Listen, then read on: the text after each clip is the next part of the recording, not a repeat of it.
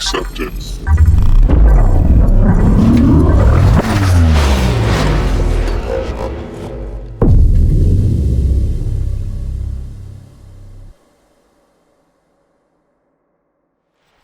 Hi, everybody. Thanks to be here for this talk about evolving your APIs. I'm very happy to be here. That's actually my first time in Devoxx Poland.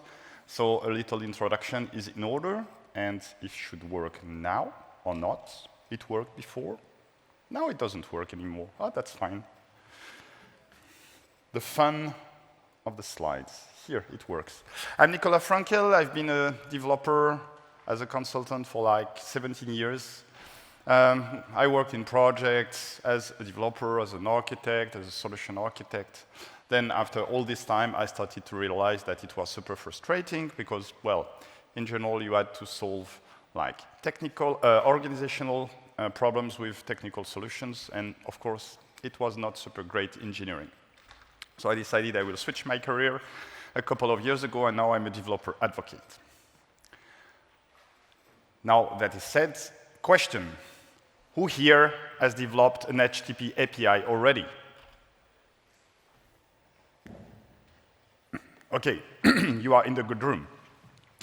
So when I had to do it, actually, that was a bit hard because we were focused on like designing our proper entities, understanding the boundaries of the domain, and then when that was done, we had to think about all the REST concepts, and it was not super great.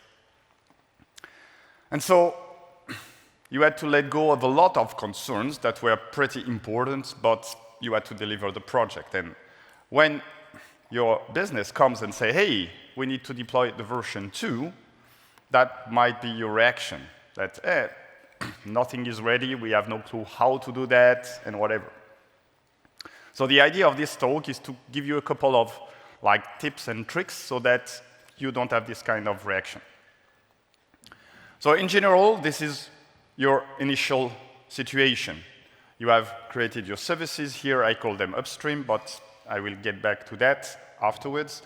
And you expose a couple of endpoints. Who is in this situation? Okay. In general, that's completely wrong. Because I tell you, you set up an API gateway and everything will be better.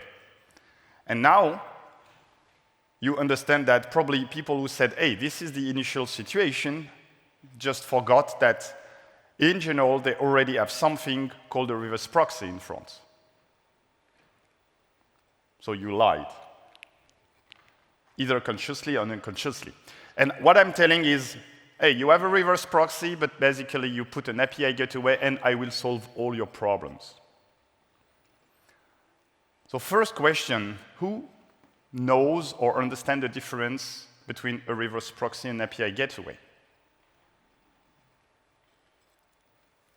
Okay, 2 hands. That's good. Then I can do all my slides, otherwise I would just skip it. But that's fine.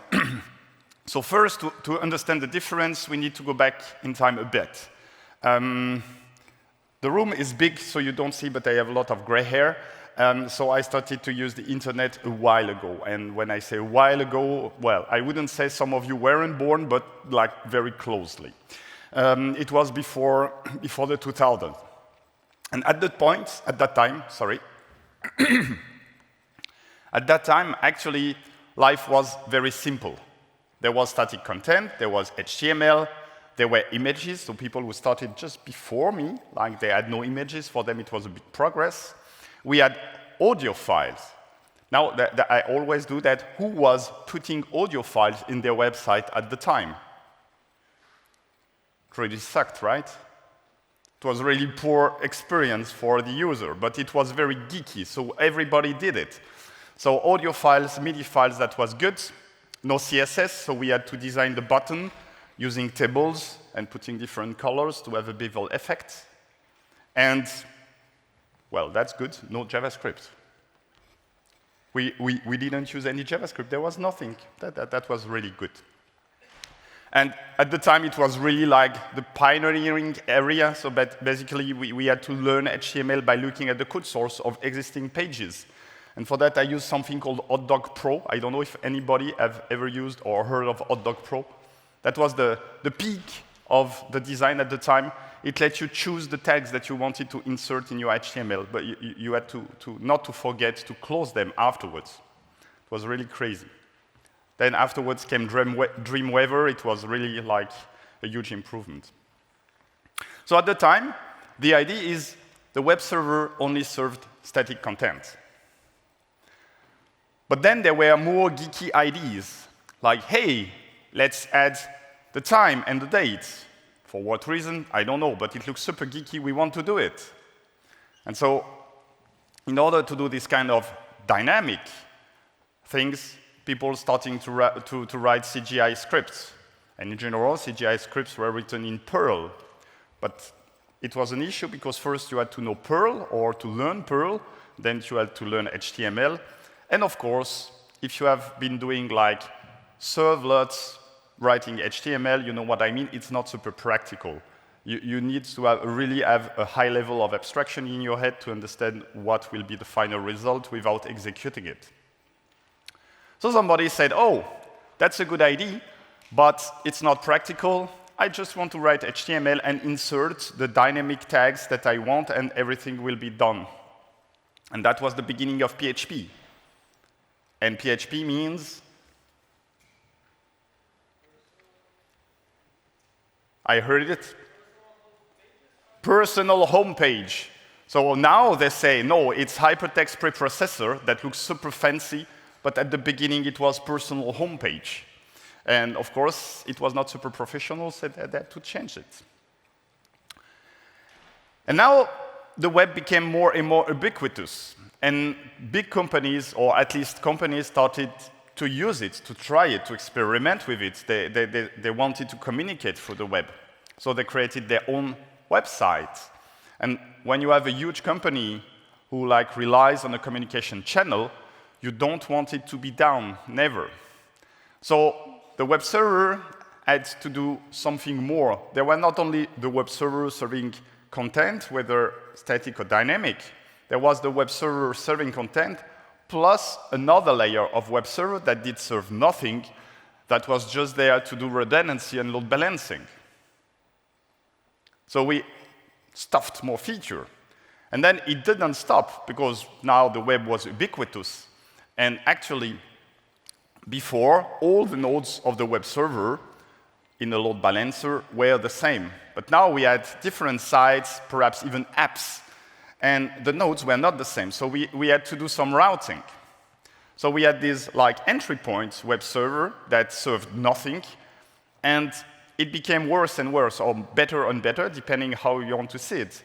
So the idea is, at the beginning, we serve static content, then dynamic content, then load balancing, then routing. And so we stuffed more and more into the web server, which now doesn't qualify as a web server anymore. You can add, if you are an architect and you have a single point of entry, in general, at some point you say, oh, we can factor all the stuff that we did in the nodes, we can put it in this reverse proxy. So we can add authentication, IP filtering, whatever. And now, we wanted to share data. And things is, at the beginning, when we wanted to share data with another information system, we just sent the file into a FTP folder. On the other side, there probably was a job, like daily or hourly, that looked in the folder, and when it found something, it managed the file, and then after the job has been done, it renamed it to, in general, it was done, just to keep the trace. Reminds you something? Who did that? Yeah, I see that I'm in Poland because 2 days ago I was in Luxembourg, I did the exact same talk, and more than half the room raised their hand. People in Luxembourg are much older than here. Or less modern, or whatever. So this FTP stuff worked for a lot, but it's asynchronous. So it works if you do hourly or daily jobs, but if you want to have an integration of data that is synchronous, it doesn't work that well. And though every stack has their own communication channel, if you want to integrate with another information system, there is a high chance that actually it's not the same as yours. And so in order to communicate with another information system that you don't know nothing about, sorry, then you have to use the lowest common denominator. And in that case, it's HTTP. And that allows APIs. Now we are integrating data through APIs. And actually, an API gateway is just like an improved or focused or whatever reverse proxy that you add more features to. For example, now we want to do billing. So we want to track who consumed what to bill them. It's possible via a reverse proxy. If you are using Nginx, you can write your C module, and you can compile everything, and it will work. But there are two main issues with that. Well, three. The first is, well, you need to know C, so I'm not super great because it's hard to get right. Then when you compile and you deploy, the thing is you need to stop the service to get the new service running. And you actually don't want that. And the hardest problem is that it happens a lot. Every time your business will change the business rule, you will need to do it. So we don't want any downtime. We understand that the rules behind may change regularly or frequently, or at least it's hard to predict, and we don't want any downtime. Same thing. Nginx or any other reverse proxy probably has a thing about rate limiting, but it's very simple rate limiting, like, hey, you rate limit to X requests per second because you want to avoid DDoS attacks. But when you start doing APIs, you might want to do rate limiting depending on the profile of the consumer. So this person paid nothing, so they are limited at X, and this person paid a little bit, so they are limited at Y, and another person paid more, so they are unlimited. Again, you can do that with Nginx, but it will be a lot of trouble. There are a couple of API gateways on the market. So I work on the Apache API 6 project, so I will use it in my demo, but just for the sake of honesty, I listed a couple of them. So perhaps you are familiar with some of them. I didn't list the cloud ones, because I remember when I was younger, we were using Windows on the desktop, we were locked in, and I believe that most cloud providers lock you in, but all of them, you can use them on the cloud, on-premise, however you want.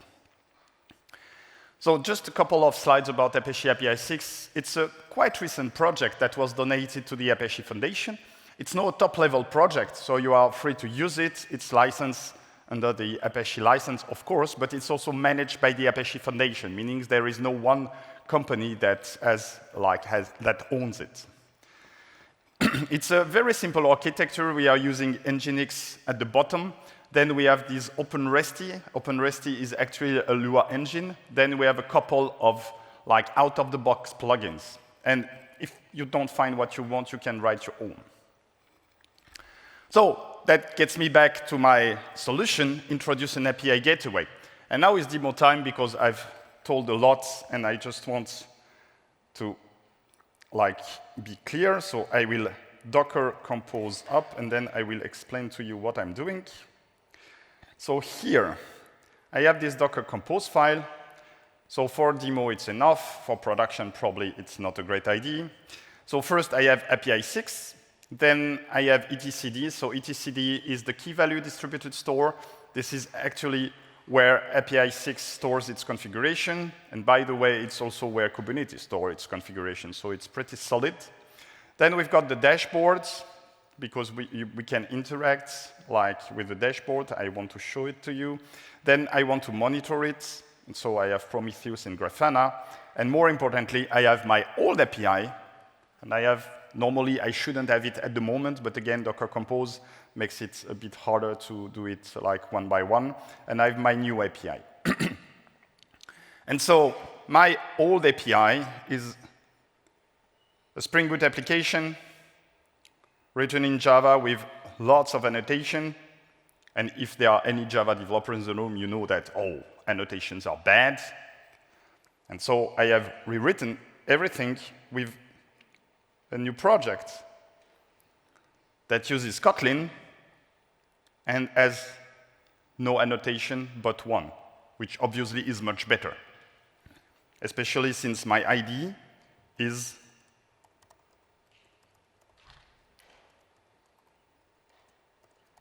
to say hello. That's amazing. That's really high-level engineering. Okay, and if I do the same with the new version, you will see the results are much better. Okay, so the idea is we have the first version, the old API, and I want to migrate to the new API. So now I was calling everything directly, and I want to call it through the API gateway. So local hosts, and I mustn't hello. And the first thing it tells me is it's not found. So basically, I've just set up the API gateway, and of course, it doesn't know what to do with this request. So the first thing that I need to do is to configure the API gateway to say, hey, if you see something starting with /hello, then you should forward it to the upstream. So let's do that. Everything here, we can manage it through an API call. So Apache API 6 can be managed through API calls. Everything is on GitHub, so you can do it at home. So I'm using a Docker image to do a curl, which is pretty stupid if you ask me, but at least I won't force you to install curl on your machine. Here, we have this path to create routes. And it's a put operation because we changed the state of the system. Because we changed the state of the system, it's a sensitive operation, so we need to be authenticated. We need to prove that we are not anybody, but somebody specific. We are allowed to do that. So there is an API key here. I'm using the default one. Of course, it's a demo. You should probably change it in production. And the payload is quite easy to understand. You can give it a label, though it's not required. You can tell which methods this route will match, so get here, because I will be using only get. All the URIs, or the single one, you can have stores, you can have whatever you want. And then we have the upstream. So the upstream is basically like a cluster of several nodes, so you can add all the nodes you want. Here in this demo, I have a single one, but you can have a cluster, and then you can declare how you want to choose between the different nodes in the cluster. Here I choose round robin. Again, there is one single node that's not interesting. Then you've got plugins, and because I told you I want to monitor everything, I have the Prometheus plugin. So here, if I run it, and I check again, now I've configured my route. Oh, I'm in Poland. I shouldn't use John. I should use Pavel. Pavel is better. Pavel is with W or V? W, so I'm right, that's fine. Great.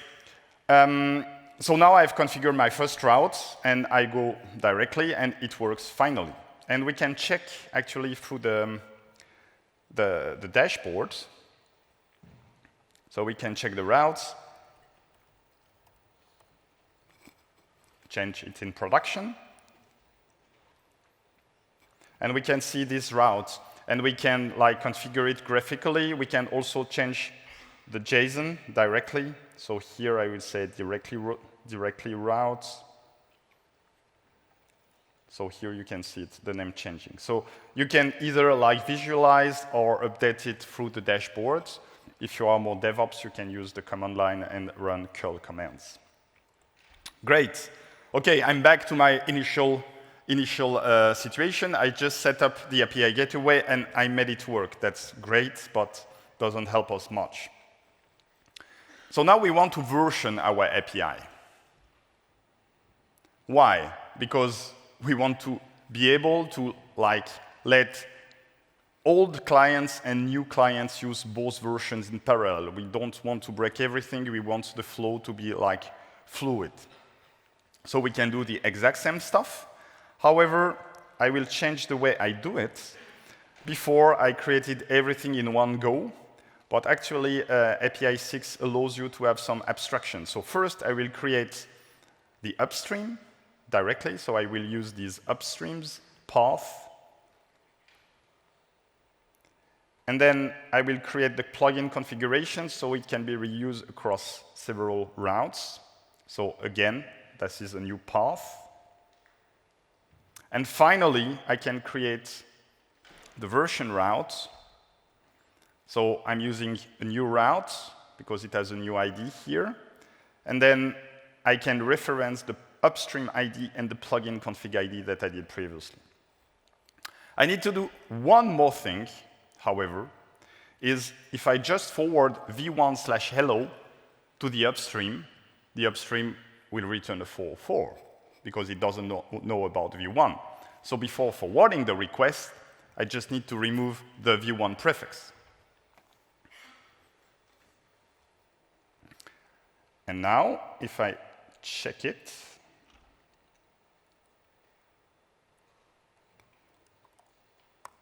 it still works. Amazing. So now I have two routes.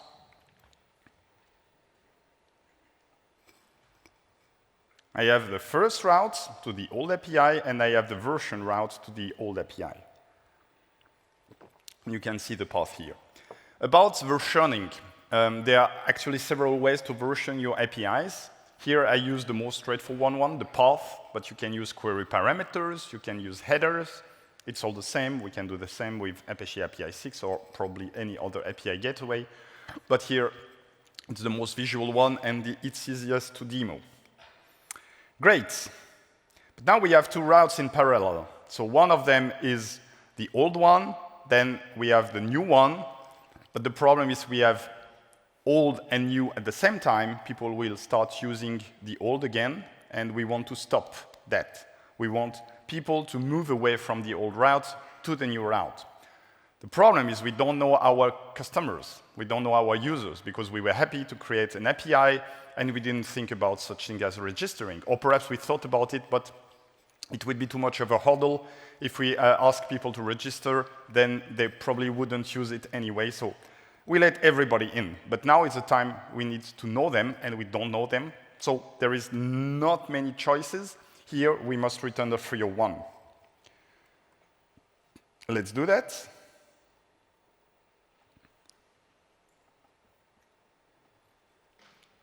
So we use a new plugin called the redirect plugin, and we put it on the route number 1. And the idea is here we say, hey, this route number 1 will return the 301, and it will tell you the new location, which is prefixed by v1. So now, if we use the unversion route, and we ask it to be verbose, this is what happens. So if you call this API, then you will have this 301, and you will have the new location to call. Probably your clients are actually monitoring it. So they will break, and they will see, hey, you need to change your code, blah, blah, blah. There is another way to do it if your client is automatically auto-following, then it will work. In general, you should probably have both. You should first monitor and then automatically follow. Because here what will happen is you will have to request instead of just one. So if you are the client, you should first automatically follow and then always monitor what happens just to avoid calling twice. Next step. Our problem is actually we don't know our customers. And the reason for that is they don't like to register. Who here likes to register? Nobody wants to give their email to marketing teams that will spam you forever? I'm bit surprised. Yeah, nobody wants to register because it's a lot of trouble. However, if I ask the same question, who likes to swag? Yeah, I'm in Poland. People are not interacting with the, no, you don't want to talk to me. Who likes swag? Yeah, that's a bit better. Still, I believe that a lot more of you like swag, but you are too shy or too lazy or too sleepy to do anything. So the idea is to use the fact that people like swag to propose an incentive. Like, hey, if you register, we will give you something good. In that case, we can say, hey, if you register, we can propose you unlimited calls. So at least the next time it happens, we can probably know who you are, and then we can send you email not to spam you, but to give you good information.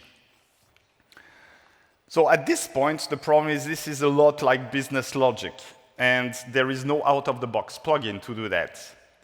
So I had to create my own plugin. I won't show you the code because it's in Lua, and Devoxx is probably a Java conference, and I'm not a Lua developer anyway, but just understand that it works. And the logic is the following.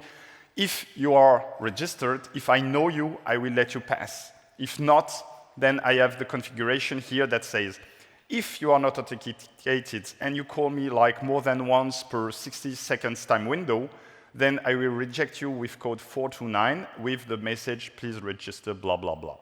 Registration itself is completely irrelevant.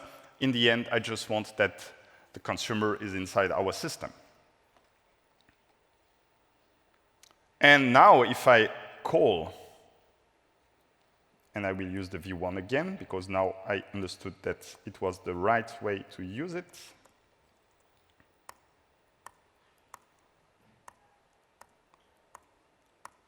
Now I'm limited, because they don't know who I am, I didn't register.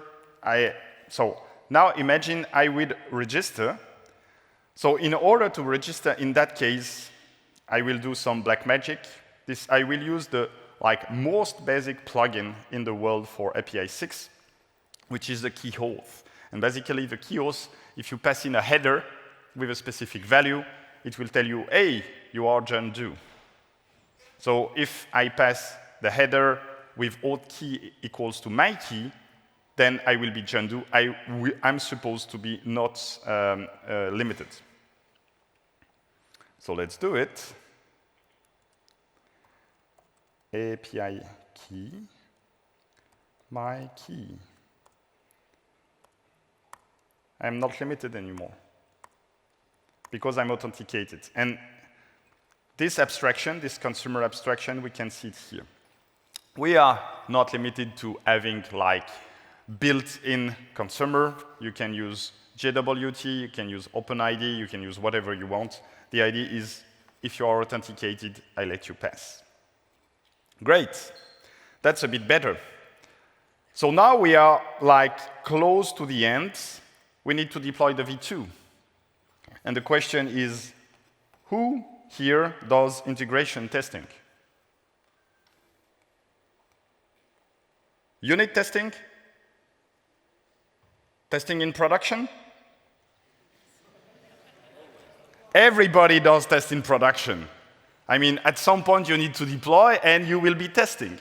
Because the real problem is in production, you will face workloads that you didn't face in your unit tests and in your integration tests, however good they are. So the idea, you need to test in production. But it doesn't mean that you need to be stupid about it. You can be smart. And the idea is, before really using your V2 in production, what you can do is you can just set it up and mirror the traffic and to send the same traffic to the V1 as to the V2, and you will check. And the HTTP status code should be the same. Then you monitor the V2, you check if you have more null pointers or whatever, and you can be really, really smart about it. So let's do that.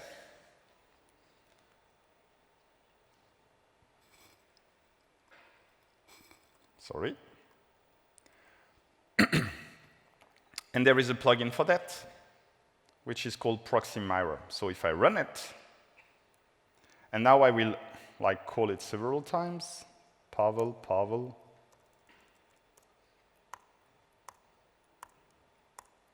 Okay?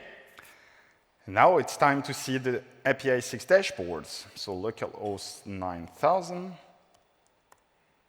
3000, and it's Grafana. So I've reused the same default Grafana dashboard. The thing is, I've just added additional widgets. So here you can see my calls previously.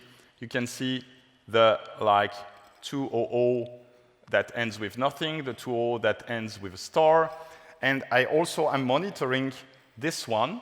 so the new API, and you can see here that I started to receive some stuff.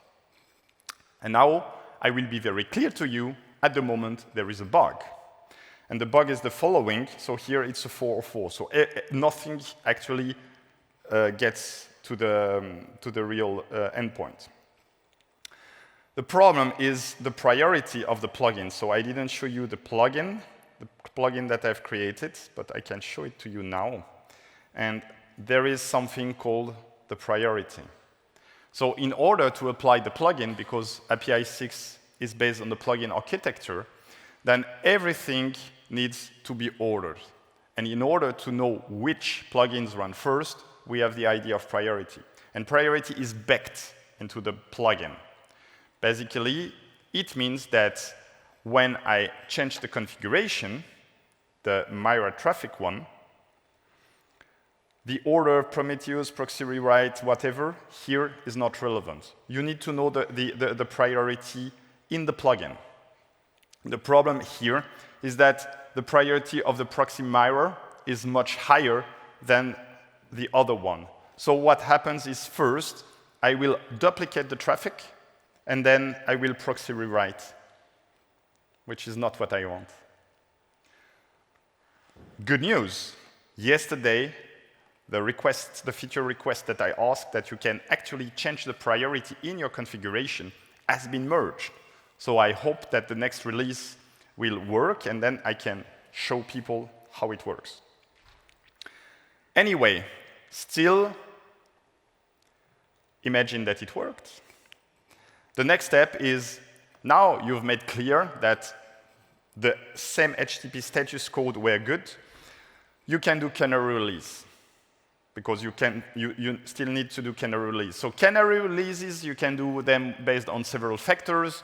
You can base them on, let's say, a random sample. You can base them on a dedicated header. You can base them on like location, on IP addresses, on whatever. But you probably should have a strategy to say, I will first like try my new API on this like population.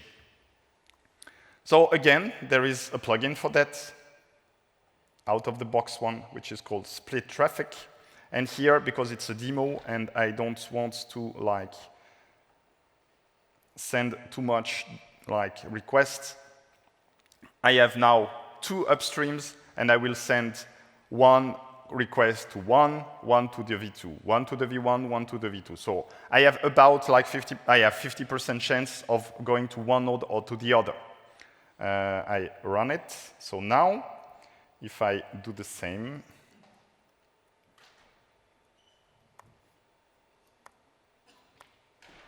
so here is the fun part. I'm calling V1, but there is about half a chance that I'm actually pinging the V2. And it's fine. So final stuff is I need to actually deploy the V2 for real. That's the easiest part.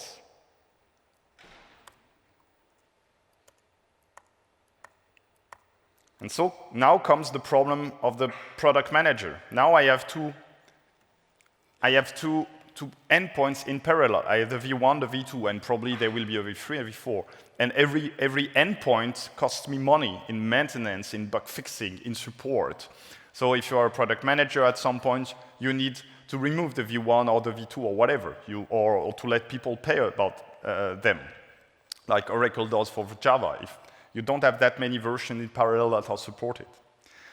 But if you deliver like a software, like Java, it's fine, it doesn't cost you nothing. But if you have a cloud-based API, then it has running costs. You want to remove them. So how do we like retire? How do we depreciate our endpoints? There is an IETF draft. It's a draft at the moment, but I hope that people will start using it. And the idea is you will just set headers, dedicated headers, that tell you either, so you have a deprecation header, either it's a Boolean to say it's deprecated, probably you shouldn't use it because not very interesting, but you should set a date. In the demo, I'm using a Boolean because I'm lazy. But you should set a date that tells you, hey, this endpoint will be deprecated at this time. And of course, if the date of the day is after this date, then it means it's deprecated. Then you have a link to tell you, hey, which resource you should use instead of this one, just like a regular API. You just shouldn't say it's deprecated, and I leave it up to you to come up with the solution. You should say it's deprecated, you should use this one instead.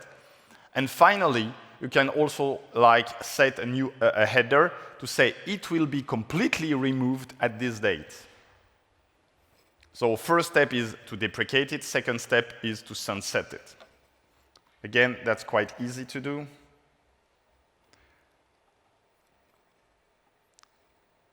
A new plugin, response rewrites, and here you can have static stuff, or you can reuse some of the Nginx variables or other variables. So now if I call the v1,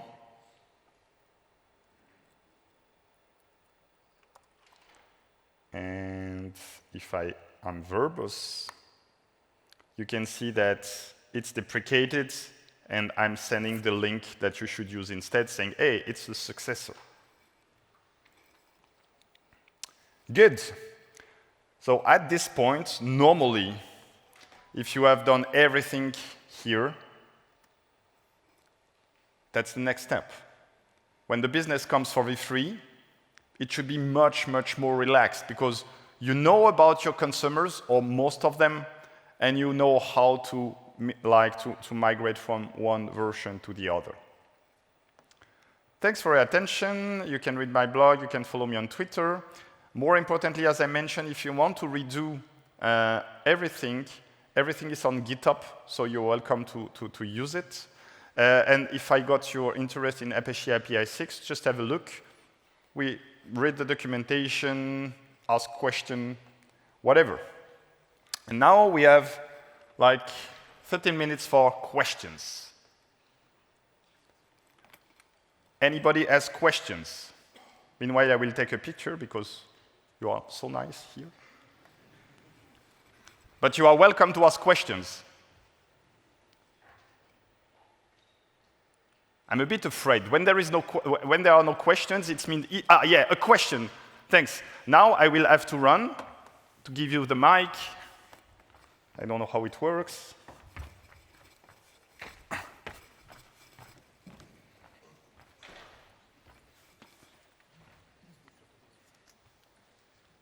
Hello? Doesn't work. Okay, ask your question and we'll try to repeat it.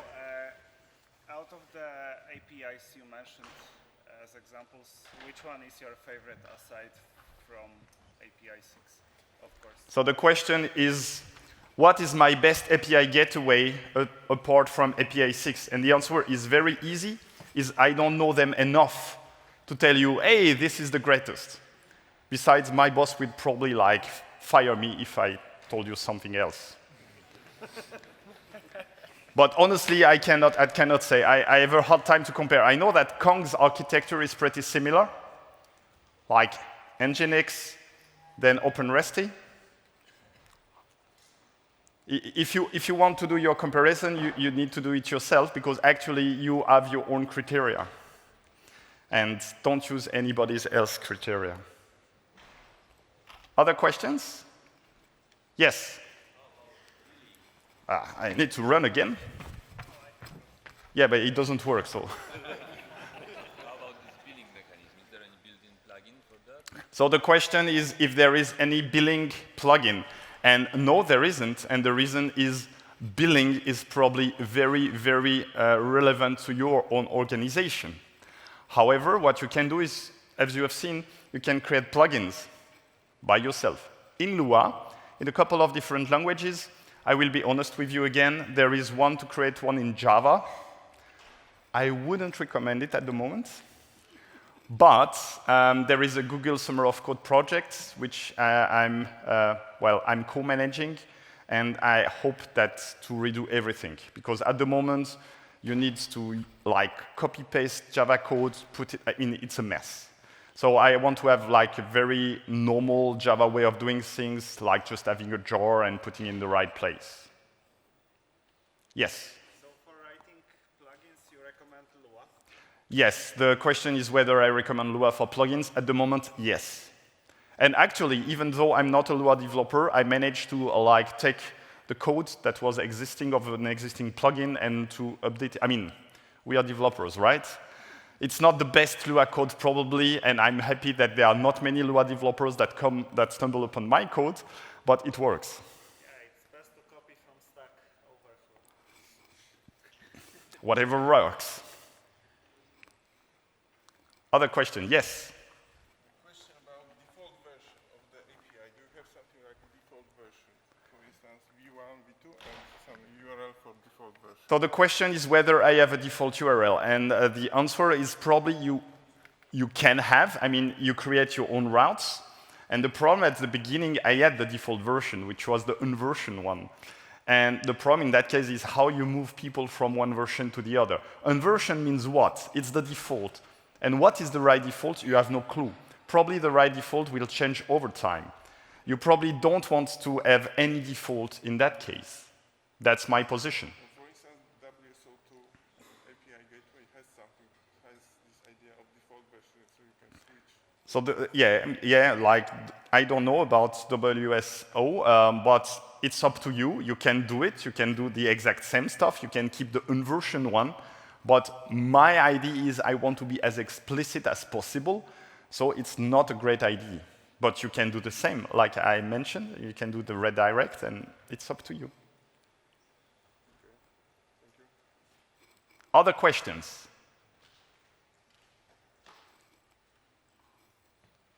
I need to look everywhere. I won't go upstairs just to get the questions, so you need to shout. Yes? It's really useless, but it's fun. So how much overhead it gives to in terms of performance-wise? So the question is how much overhead it's a good, either it's a very good question or it's a very bad question. I always have this issue with performance. So first, what do you mean? Like overhead in terms of what? In terms of CPU, in terms of request time, in terms of whatever. Wait. Then it's also a problem because probably you already have something. You probably have an Nginx or whatever. So you need to compare with whatever you have. And third is this focus on performance sometimes brings me nuts. Like a couple of years ago, I had a talk about the actuator on Spring Boot. And a lot of people were asking me, what's the performance problem? And my answer was, what is better, to go very, very fast, not knowing where you go, or to go a bit slower with like monitoring in place? Because if you're really, really focused on performance, then monitoring every time like brings your performance down. So what I encourage you to do is you set up your architecture in your own environment. Before, after, you make comparisons, and you check your own metric, CPU, memory, like time, whatever, and then you solve it by yourself in your environment. Because this is too generic a question to be answered in any meaningful way. Of course, I can tell you, hey, everything is fine, but it's not true. Of course, every time you add features, you add layers, it costs something. The thing is, you need for yourself to decide whether it has more pros than cons. So sorry, I cannot answer it straightforwardly, but there is no way I could. Other questions? So I will be there still until lunch. If you are too shy to ask questions now, you can find me. Thanks a lot for your attention, and enjoy the rest of the day.